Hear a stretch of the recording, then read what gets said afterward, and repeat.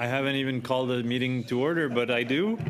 And I want to welcome all of you to meeting number 121 of the House of Commons Standing Committee on Industry and Technology. Today's meeting is taking place in a hybrid format pursuant to standing orders. And I'll recognize you, MP Massé, in due time, but there are some things I need to highlight first. Avant de commencer, je veux rappeler à tous les députés. Before we begin, I would like to remind all members and other meeting participants in the room of the following important preventative measures. To prevent disruptive and potentially harmful audio feedback incidents that can cause injuries, all in-person participants are reminded to keep their earpieces away from their microphones at all times. As indicated in the communiqué from the Speaker to all members on Monday, April 29th, the following measures have been taken to help prevent audio feedback incidents. All earpieces have been replaced by a model which greatly reduces the probability of audio feedback. The new earpieces are black, whereas the former earpieces were gray. Please only use the black approved earpiece. By default, all unused earpieces will be unplugged at the start of the meeting. When you're not using your earpiece, please place it face down on the table on the middle of the sticker for this purpose that you will find on the table as indicated. Please consult the cards on the table for guidelines to prevent audio feedback. The room layout has been adjusted to increase the distance between microphones and reduce the chance of feedback. Very, very important, and I'll be monitoring this more closely than ever, given what's happened. And just to make it simple, you need to keep your earpiece as far away as possible from the microphone when your microphone is on, or that of your neighbor as well. So any microphone that's on, you need to keep the earpiece as far as possible. So on that note, conformément à l'ordre de renvoi du lundi 24 avril. Pursuant to the order of reference of Monday, April 24, 2023, the committee is resuming consideration of Bill C-27, an act to enact the Consumer Privacy Protection Act, the Personal Information and Data Protection Tribunal Act, and the Artificial Intelligence and Data Act, and to make consequential and related amendments. With that, I'd like to welcome back our witnesses and thank you all for being here. From the Department of Industry, Mark Shan, Senior Assistant Deputy Minister, Strategy and Innovation Policy Sector, Samir Chabra, Director General Marketplace Framework Policy Branch, Runa Angus, Senior Director, Strategy and Innovation Policy Sector. We left off C-27 last meeting with the Bloc representative, Mr. Garon. Say who had a point of order. MP Massé, the floor is yours. Thank you, Mr. Chair, and thank you. It's with regards to the new room layout, which I do support. Obviously, this has been audio challenging for our interpreters during this process, but I want to point out two things that are of a concern. The door is right behind me right now. So that is going to be picked up on the microphone that's I have here, and it's going to be hard for me to hear. And second of that, which is most important, which is not an issue today, is I don't afford a spot for my staff, which is different than the accommodations made for every other party here. So there has to be some accommodation to my staff to be either at the table here or in some other configuration, because that is a point of privilege that I'll raise. I will have a staff on a regular basis. I don't for today, so it has no bearing, but it is something I do want to raise now, and I do appreciate what we're trying to do here, though, because it is significant for our interpretation staff, so maybe we can just keep those things in order. And again, the door is pretty bad in some of these halls, so I'm worried it might get picked up as well. So those are the 2 points I'd like to just make as we go through this process. Okay, thank you, MP Massé, and I understand that the changes needed to be brought forward in a rapid manner, but that there were still some discussions about how we're going to go forward on a longer time frame. Mr. Viss. Yeah, I'll just actually second that point for Mr. Massé. I noticed it right away. If I were sitting where he is, you don't have that privacy. If you have your notes there, every staff member can come in and basically read what he has on his paper. It's not fair to him. I will support him in that motion. I pointed it out to him just a second ago. It's an awkward position. We're going to have to move the table around differently to make this work. Thank you. Is there anyone else? Thank you, Mr. Viss. Okay.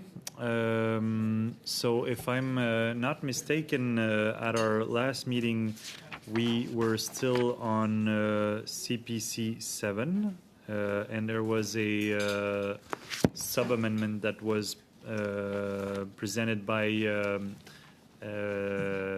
MP Savard Tremblay, which has been distributed in writing to committee members. So we're still on that sub-amendment that on est toujours sur le sous-amendement, mais juste une seconde.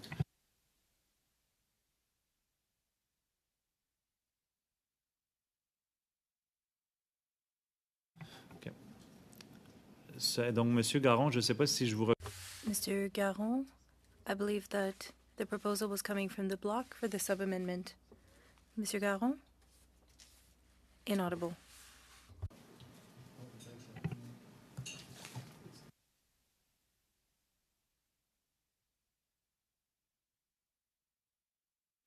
Je suis pas sûr finalement que ça avait été distribué. I'm not certain if it has been distributed. I thought it had been, but I believe it was to take the wording from NPD 6 with personal information and to add a bullet J to CPC 7. Yes, so as you know, I was replaced last time, and J was to add any other information that would violate fundamental rights to privacy. I think that's where we were. So it has to do with two things. The first is that when there's a list, sorry? Interrupt. Yeah, Mr. Turnbull. I believe that we're on NDP 6. Your colleague that joined us had a sub-amended CPC 7 and added what you had just stated, Mr. Garon. So I think we're already past that, if I'm not mistaken, unless maybe I'm mistaken. Are we on CPC 7 or NDP 6? CPC 7, as I understood. Okay, maybe I'm wrong then. I apologize. We are in CPC 7. The initial sub-amendment that Mr. Savard Tremblay had proposed, he withdrew. But at the end of the last meeting, he wanted to submit another sub-amendment, which would have taken text from NDP 6. And it's important to remember NDP 6 has not been moved, so it's not public. So I'm trying to navigate these waters. But that's what he had suggested at the end of last meeting, which, if I'm not mistaken, was to add one item after I on CPC 7. So I have point J, which would have added the last portion of NDP 6, which you have. Am I correct? I'm looking around the room, but it's what I recall. Mr. Turnbull. Yeah, so, okay, I recall now that that's what happened. That makes sense to me. Could we just have it restated before we start to debate this, just because there was a sub-amendment that was defeated and then there was another one introduced, right? So we're now on... The first sub-amendment by Mr. Savard Tremblay, he withdrew with unanimous consent. Excuse me, I misspoke. He withdrew it, that's right. And then he introduced another one.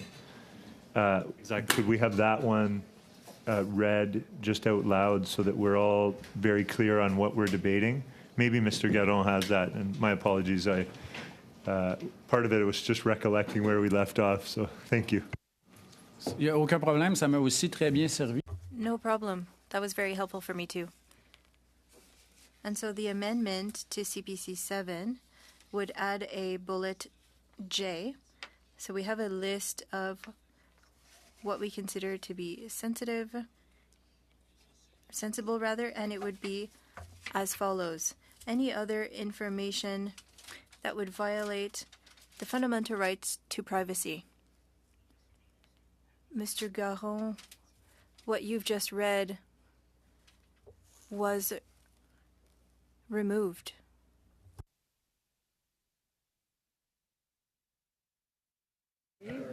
Okay, so just là pour le bénéfice. For the benefit of all members, Mr. Savard Tremblay, at the end of the previous meeting, suggested adding another bullet point, so J to CPC 7, and it would be read as follows. Personal information, given the context of their use. Due to the context of its use or disclosure, an individual has a higher reasonable expectation of privacy. That's what was proposed by Mr. Savard-Tremblay, who's not here today, and that we are currently debating. Mr. Massey. No, I know we're trying to, it's just kind of weird that we have the block moving half of my next amendment. So I'm looking procedurally wise here. I'm not opposed to it. I mean, we really want to make this the best bill, but are we... Imitation is the best form of flattery, Mr. Okay, Massey. so as long as we don't have to revisit something again by accident from procedures of just making sure, I'm not opposed to this. But I just want to make sure that's kind of where we're at, and that would help my colleague here in terms of, because we're just splitting it off and then adding it, and we're good to go. It would not impact NDP 6 if it were adopted. Withdraw it actually at that point, because it might actually achieve a better result. So I appreciate what the block's trying to do here. Est-ce que j'ai d'autres? Are there any other comments on the sub-amendment to CPC 7? Mr. Garon? Third try here. CPC 7 and the list, we found it to be exhaustive and appropriate. That said, there's always a risk with a list that when it's being interpreted by the executive and courts, that the list might be seen as not being exhaustive. And that's why we took an aspect from NDP 6 that would allow for more flexibility in interpreting the definition. Merci. Est-ce que j'ai... Thank you. Are there any other comments on the sub-amendment? Mr. Turnbull. I'm trying to understand what the effect of this. So we were in a fairly rigorous debate about this is the definition of sensitive personal information, and we were clarifying, I know, with officials that with CPC 7 before the amendment, that it would have a risk of over-regulation, that it wouldn't necessarily take into account context and how financial information, for example, in some contexts is not deemed sensitive and in other contexts is deemed sensitive. So there's sort of some risk in having a list of very specific factors that are deemed to be sensitive. And I think I just want to go back to the officials that with this now, so we had, what I want to try and say is that we had a suggested sub-amendment as well for both CPC 7 and NDP 6. So we were prepared to sort of hopefully move something that would help us get towards consensus. So we saw the value in both of those amendments. But now we're mashing them together. And I think, so now I have issues with it's kind of compounding the issues that at least I have with it. So, but I wanted to go to Mr. Sean maybe to tell us about, you know, how adding in the end of NDP 6 to the list would actually have an impact on the debate that we were having. So I guess my preference would have been to deal with them one at a time. But I mean, it's up to you guys if that's what you want to do. But Mr. Sean, maybe you could explain what impact this would have. Yeah. So maybe just to recap a little bit of the discussion that we had at the last meeting, which is that this committee has made the determination through earlier amendments that the preamble of the bill highlights the fundamental right to privacy, which is the interpretive lens that then gets applied to all of the subsequent obligations and responsibilities in the Act. It then imposes a number of obligations as it relates to the treatment of personal information, and we had a good discussion at the meeting on Monday about how personal information needs to be broadly understood to be about someone, not just an identification of someone, because actually about someone brings in this construct, and then there are amendments made to ensure that inferred information was a part of that understanding of personal information, which will come important when we then come to the obligations and responsibilities of commercial actors when using personal information. I think the conversation we had on Monday about sensitive is that there are a number of things that happen that are tied into the bill about the obligations that are applied to sensitive. One is we've already determined that children's information, or now the personal information related to those under the age of 18, is all sensitive, which means that it requires a duty of care and a higher standard of protection by commercial actors. More importantly, when we get to later provisions of the bill, sensitive information is necessitating of an express consent by an individual for that information's continued treatment, disclosure, and collection. And our concern about having an exhaustive list was, one, exhaustive lists don't necessarily allow for a principles-based approach to the interpretation of the obligation, which allows it to be a bit more contextual and to be a bit more dynamic in the sense of understanding how information might come and go from whether or not it is always sensitive or not. And second of all, that the categories need to be really, really, really well considered, because if they're overbroad, you're going to apply sensitive information classifications to categories of information for which express consent will now be required, and that might undo very kind of reasonable privacy protecting practices that are currently the practice of business entities. I think we had this conversation about financial data in particular, which is a category that potentially possesses a huge ream of potential kind of areas. And if all financial data is considered sensitive and requiring of express consent, then suddenly we're going to be maybe in a world of consent fatigue, because people are going to have to be expressly consenting to the use of their financial data all of the time because it's deemed sensitive.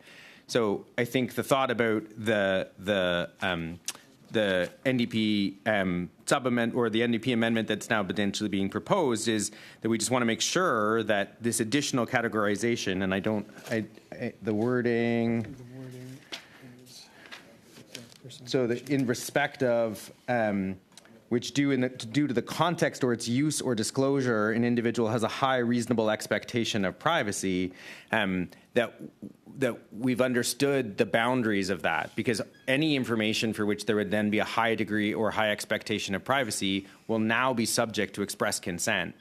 And so I think we just would raise that for the committee's consideration. I'll turn to Mr. Trabe, who I think wants to supplement. Thanks very much. I think it would be important to ensure that if there is going to be an addition of this personal information in respect of which contextual, the current wording says due to the context of its use or disclosure, we'd suggest that it should be in the context of its collection, use, or disclosure. It would be more appropriate to have that framing a little bit further up ahead of the bulleted list, so that it provides a reasonable frame for reading the entire section, rather than as a follow-on at the very end of the list. And then there are certainly some considerations about what's currently presented in the list that are worth going through and having a discussion on as well, in our view. Okay, great. That was helpful. I know that we had also talked last time, just maybe for Mr. Garon. I know you weren't able to be here last time, and your colleague was filling in. But I had asked a question, and I just think it's important for this debate as to if personal information is not deemed sensitive, that doesn't necessarily mean that it's not protected and that it doesn't have some pretty stringent requirements that have to be followed. And I think that's important to realize, is that just because some personal information, like if we over-regulate in the sense that every piece of personal information or a very large swath of it can become deemed sensitive, then it will require that high bar of express consent, which could lead to not being able to recognize context dependence, which doesn't allow the OPC to issue guidance and evolve with guidance, and it leads to consent fatigue, which I think is something we should take seriously. So. But are there any specific any specific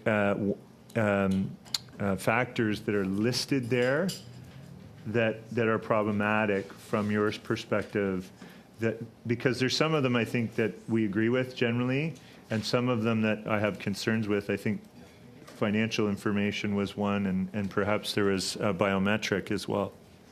Mr. Sean, can you maybe illustrate or illuminate that a little bit? Yeah, so maybe just for the benefit of members, again, to go through at least a couple of specific ones, and then I'll turn to Mr. Chabra. So, again, maybe to your first point, it's important that we're not making this a contrast between, as I think I said on Monday, the Wild West and Fort Knox, because essentially the whole goal of the CPPA is to elevate the obligations as it relates to the fundamental protection of the privacy of Canadians through the use of personal information. So just because something's not sensitive doesn't mean that it's a free-for-all. In fact, actually, once we get to the provisions and obligations on corporations that collect, use, and disclose personal information, we'll see that there's actually quite a lot of obligations to ensure that there is privacy protection within that.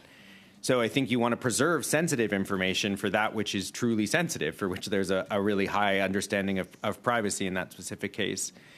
The case of financial data, I think we raised actual Supreme Court jurisprudence that was actually clear that financial data is not always sensitive. In fact, in RBC v. Trang, the federal court found that the degree of sensitivity of specific financial information is a contextual determination.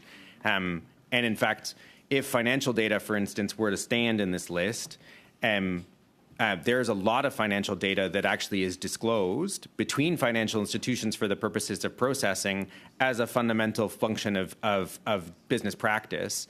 And if that now necessitates, because it's deemed sensitive, the express consent of the individual every single time financial data is disclosed between entities for the purposes of processing, payments, other factors, will gum up the overall operations of kind of the current financial transactions. I think I'll turn to Mr. Chabra for some others of the list, but I would say one has to think about all of the personal information for which now this would require express consent, and think about the list in that regard. I may even, put sexual habits, for instance, even on that list, because there's a lot of information that potentially may disclose someone's sexual habits that may not necessarily require express consent, particularly from a transaction perspective. But I'll turn to Mr. Chabra. Thank you. I'll touch on a few points within the bulleted list to offer some considerations. Starting with D, for example, the reference here is to genetic data or biometric data. In this instance, it would likely be more appropriate to reference information rather than data. Information is in keeping with the terminology of the CPPA, and data information, of course, are not always interchangeable, data being more broad and unstructured, whereas information is generally understood to be structured data, and it's a form that can be used. That's one consideration on item D.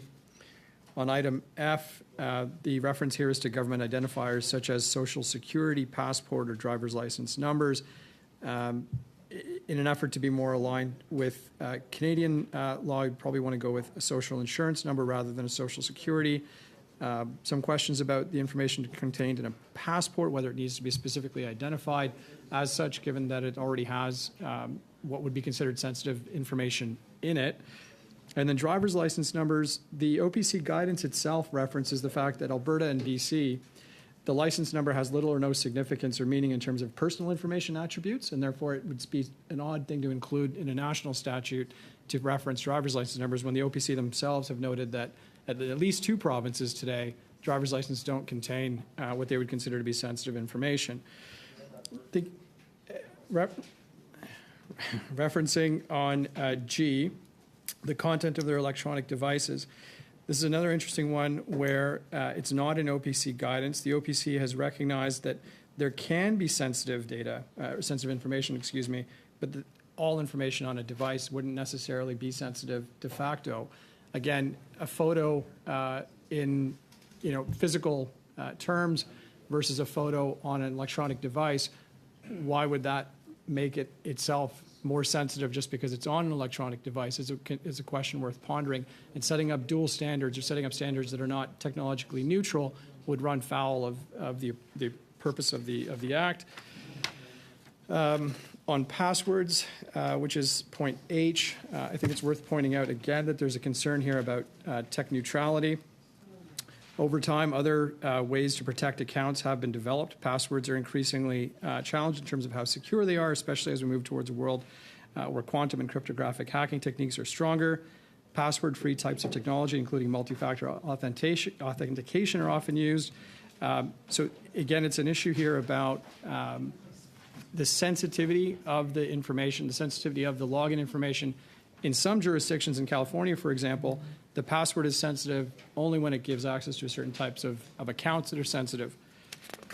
And then on financial data, as Mr. Sean has already pointed out, there are a number of uses for financial data, including between creditors. Specifically in the Supreme Court reference that Mr. Sean just gave, there was a very specific case about this exact nature when one financial institution had, in fact, the right and obligation to disclose the credit status of an individual. And if you imagine seeking express consent could actually curtail what are perfectly appropriate business activities. I note that the bells are ringing, and maybe I'll get back to Mr. Turnbull, but just Yeah. I'd like to deal with that first. So bells are ringing, 30 minutes bell. I would, and I know it's an important vote. It's a budget vote, so maybe some members want to be there in person. But that's why I want to gauge what's the opinion of committee. Do I have unanimous consent to go until 6, for instance? That gives you 10 minutes to get to the house, which is probably enough. Yeah, I think so, because the bell started at 5:40. So 6:10 is the vote. And then on another note, but still relevant, our officials who have gracefully given us a lot of time and will continue to do so in coming weeks and maybe months, have a flight to catch at 8 o'clock. So they need to be out around 6:30 to get to the airport. So what I would suggest is when we adjourn at 6 for the vote that we don't come back to committee, unfortunately. So because of all the delays, the meeting was supposed to end at 6:30, but with the rest of your day, I'm sure you'll find time. Okay, so we'll resume then until about 6. Mr. Turnbull. Thank you. So thank you for the clarifications to both Mr. Chabra and Mr. Sean. It's very helpful. I think, so maybe what I'll just say is that we had a sub-amendment that Mr. Gahir was going to introduce. Obviously, my bloc colleague beat us to the punch here in suggesting something. But I think that what's been suggested still runs into the concerns and challenges that the officials have clarified here. Maybe we could distinguish without, because I know we can't move it until we dispense with this sub-amendment. So, but it really was a compromise between NDP 6 and CPC 7, which addresses the officials' concerns that have been outlined. So I'm trying to be very humble about this. I don't want to, it's not about us getting the credit for making a sub-amendment. I could care less. We just want to do the right thing here. No, it is, yeah. It's just this particular sub-amendment still runs into the challenges that we. So I don't know if Mr. Gahir wants to speak to it, but I just was going to highlight what it does so that we could distinguish. So perhaps Mr. Garon would be willing to withdraw his sub-amendment and allow us to introduce ours, but only if he feels comfortable with that. But it's hard to do that. Actually, we have sent this around. I believe that. Yes, Mr. Turnbull, it was circulated, so all members have it in writing. I would just clarify that perhaps it's best framed as an amendment that you're proposing and not as a sub-amendment, because it's essentially rewriting table drop to some extent, but it was sent in advance. You've got it.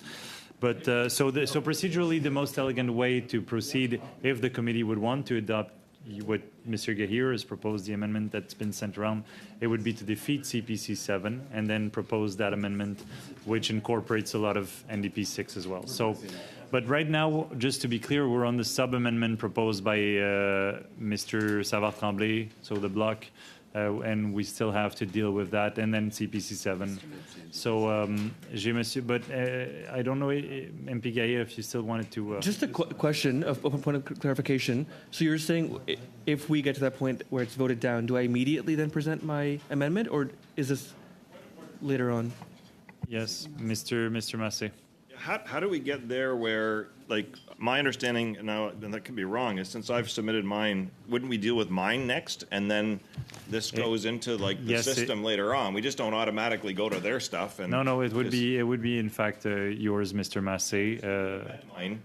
And yours could be amended, true, yeah, like that, Yeah. that could work too, Mr. Massé. So when do we get to this one then? Or after we were done with Mr. Garon's sub-amendment, and after we're done with CPC 7. But I'm willing to entertain, if you want to speak to what it does, it's okay because it's pertinent to the discussion that we're having on CPC 7. They deal with the same issues. No, we're not. Yeah, we're not trying to cut the line, but we were going to introduce a sub-amendment to CPC 7. So, Chair, you're saying that our sub-amendment to CPC 7 wouldn't be a sub-amendment of that? Well, no, it's not. It's not. It's an amendment in and of itself, so it's hard to frame it as a sub-amendment to CPC 7. But listen, folks. But it's. I'm sure. In any event, looking at the clock, I don't think we'll necessarily get there. But right now, we need to deal with the sub-amendment of MP Garon. And then CPC 7. Okay, but I'm trying to make the case for the fact that our what we considered to be a sub-amendment, you're calling it an amendment. I get that maybe you think that that's, and Chair, I totally defer to your judgment on this, so I won't, definitely won't contest my chair here, but I felt like the sub-amendment that we were going to, or that Mr. Gahir was going to introduce, would have dealt with the specific concerns that I've been trying to ask the officials about, that I think their testimony here would help us. So my understanding, Mr. Sean, is the sub-amendment that Mr. Gahir provided to the committee in advance would have changed. Yes, Mr. Massé. It's confusing. It's not a sub-amendment. It's an amendment that's been dropped on the table, and to continue to refer to it as sub-amendment confuses people, because a sub-amendment would actually do something different than what's being proposed by the parliamentary secretary. It's a full-on amendment that's actually been tabled as a full-on amendment, so it can't be referred continually as a sub-amendment because it's not actually true, and it just confuses the heck out of everybody. I granted Mr. Massé for the sake of clarity, but I think we all understand what Mr. Turnbull is referring to. But it is true because it rewrites the section completely. Then that it is an amendment more so than a sub-amendment. But now we're getting lost so Mr. Turnbull, we all know what we're talking about. Mr. Turnbull, I'll yield the floor to you. You don't have the floor, Mr. Perkins. I have other speakers ahead of you. And now we're on the sub-amendment proposed by MP Garon. That's what we're dealing with. Okay. So what was going to be proposed by Mr. Gahir, whatever we want to call it, is it removes financial and biometric information from the laundry list, or the list that is in CPC 7 for the reasons that the officials had identified. Sorry, Mr. Turnbull, I have a point of order. I'm sorry to do this. I understand what you're trying to do is have a fulsome discussion, but I think the chair has already ruled. You're asking questions about an amendment that we're not on. We're on the sub-amendment to CPC 7. This is a different amendment that you've put on notice. So I'm not sure why we're allowing questions on an amendment that's not on the table. Okay, thank you, Mr. Perkins and Mr. Turnbull. I understand. I'll ask you to try to stay on the sub-amendment. We'll have some time. I understand it's relevant to some extent, but let's try to narrow on the sub-amendment that we're debating right now. I think CPC 7 and NDP 6 both deal with sensitive personal information. and so does the amendment or sub-amendment that Mr. Gahir was going to introduce. So in the past debates, we've had conversations about whole packages of amendments that relate to the same clause or definition, and we've allowed the discussion to clearly indicate, and every member has been involved in those debates. So let's not change the standard of how this committee is proceeding now when we've been doing that the whole time. So we've been doing that the whole time that we've been proceeding here. We've looked at the implications on a whole package of amendments that relate to the same section of the bill. So that's all I'm trying to do, is make sure that we know that if we vote this particular sub-amendment through, that it will make NDP 6 moot, and it will make what Mr. Gahir was going to present moot, because it won't be admissible. And please correct me if I'm wrong. No, Mr. Turnbull, I'll take Standard here, or are we allowed to talk about related amendments? Because that's Mr. Turnbull, un not instant, il y a un fair. appel au règlement. Monsieur Garon. There's a point of order, Monsieur Garon. We're still talking about our sub-amendment here, and we haven't finished talking about this, and we're trying to move on to something else. I would perhaps have a suggestion, but in order to do that, we need to talk about the sub-amendment in good faith. Thank you, Monsieur Garon. And I would like to ask everyone to take a deep breath. We're just looking at a sub-amendment here. I think that we can take a breath. And Mr. Turnbull, you're correct. I think that we could have a larger vision here because it will have an impact on what you're going to propose. And so I'm ready to be generous in the discussions that we're going to have. Your questions are relevant. Mr. Turnbull, you have the floor. Back to what I was trying to say earlier, which is just to make a case for what might be the best approach here, which deals with concerns that arise out of CPC 7 and the sub-amendment that's been proposed, which adds a part of NDP 6 to CPC 7, which is adding the context in use or disclosure an individual has a high reasonable expectation of privacy. So it's not that we completely disagree with that. Mr. Sean, maybe you can clarify that, but that we would propose to move that wording up to the top. And you had already kind of explained that to some degree. And then the other two factors that seem to come up regularly that would create consent fatigue and not take into account context in terms of sensitivity would be financial and biometric information. So the idea would be... Sorry, Mr. Turnbull. I'm not allowed to make the points now? Well, I have a point of order, so I have to recognize Mr. Massey. I would like a ruling, actually, Mr. Chair, because we're doing this again. And if you look at my amendment that we submitted in good faith a long time ago, and then we have this one dropped by the Liberals just recently in front of ourselves, they're almost identical in many respects. And they're very close. One could argue there's a lot of connections between the two, and I don't even think this one would be the conservative one that's being tried to forced and thrust upon us, the liberal one right now in front of us, that's creating this mess.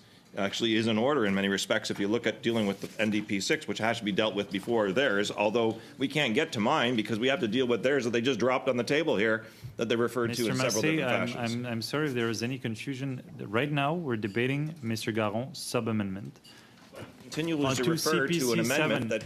To CPC 7, but understand that when we're dealing with a bill like this, if there are amendments that are to be proposed that have a bearing on the decision that the committee needs to make right now on the sub-amendment and on CPC 7, because it will have an impact on your amendment, on Mr. Gahir's amendment, if we ever get there, then I understand that the discussion can be a little larger.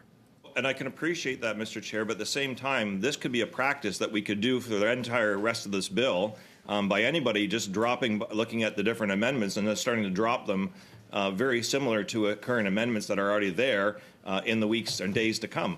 You could literally go and do this, what they have done, instead of trying to fix amendments through sub-amending.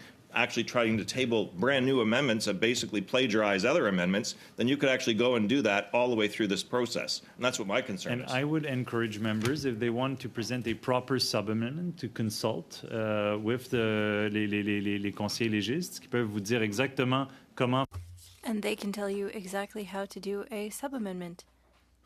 The issue with what Mr. Guerrier might propose is that it doesn't say how it would modify NPD 6. Then you can work with the legislative clerks. They'll happily assist you so that we don't get in this situation again. I think in that case it was more simple. It was decided to rewrite it, but it's true that they have a lot in common. But we're not there yet. We're still in the sub-amendment. But looking at the clock and the progress that we've made so far, I don't think we'll achieve much more tonight. So if you're all okay, given that the vote's happening in about 12 minutes, I would think we can maybe take it offline, have a little chat, and hopefully we get back with something, some form of agreement.